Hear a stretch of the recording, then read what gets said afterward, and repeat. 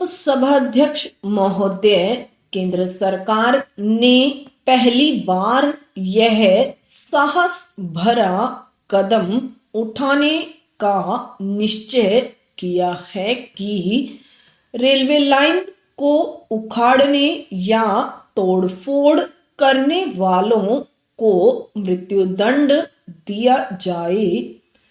दुनिया के सभी देशों में राष्ट्रद्रोहियों को, चाहे वे जासूस हो या तोड़फोड़ करने वाले, इस तरह के कठोर दंड दिए जाने की व्यवस्था है।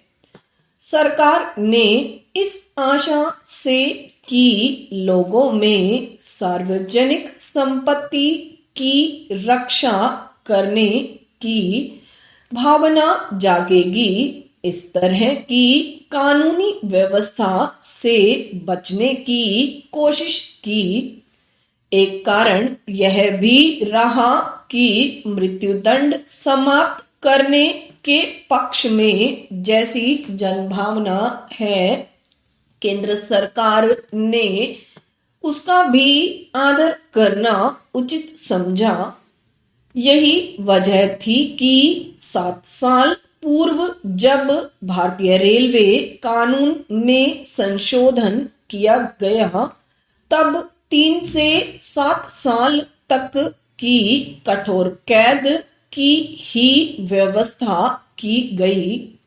लेकिन इतने दिन तक संशोधन कानून पर अमल करने के बाद सरकार को बाध्य होना पड़ा कि वह तोड़फोड़ करने पर उतारू तत्वों के खिलाफ कठोर कार्यवाही करे।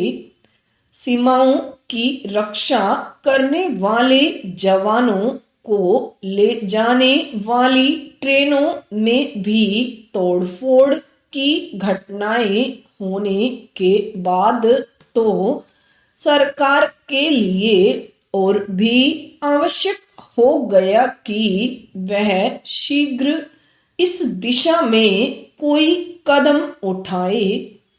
रेल दुर्घटनाओं के संबंध में बाचू समिति ने जो रिपोर्ट दी, आवश्यकता इस बात की है कि सरकार उसकी बातों को सामने रखे। रिपोर्ट में कहा गया है कि पुलिस और स्वराष्ट्र मंत्रालय रेलवे दुर्घटनाओं को रोकने के लिए अपना दायित्व निभाने से कतराते हैं। रेलवे जांच के बाद जिन दुर्घटनाओं के लिए तोड़फोड़ करने वालों को जिम्मेदार ठहराया जाता है, पुलिस अपनी असहमति प्रकट करती है और जहां यह मानती भी है कि दुर्घटना तोड़फोड़ के कारण हुई, वहां ऐसे लोगों को गिरफ्तार करने में ढिलाई बरतती है। बाचू समिति ने कहा है कि पुलिस ने 27 तोड़फोड़ की घटनाओं में से सिर्फ 13 को ही स्वीकार किया और इनमें से भी 7 घटनाओं में वह मुलजिमों का पता लगाने में असफल रही।